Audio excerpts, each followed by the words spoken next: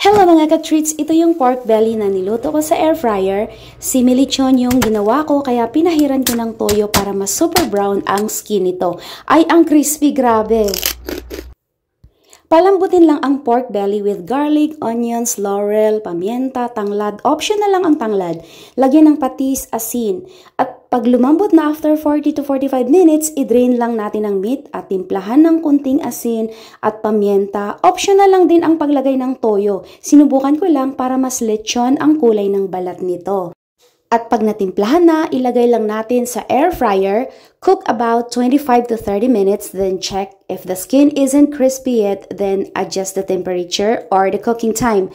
Ayan, luto na siya. Mukhang napaka-crispy ng skin nito at brown dahil sa soy sauce na nilagay ko. Ayan, tadtarin nga natin kung crispy nga talaga. At ang bango ng aroma ng meat dahil sa tanglad na nilagay ko.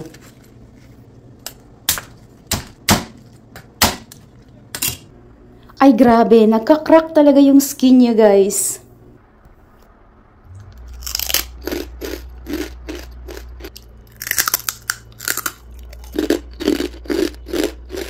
Thank you for watching!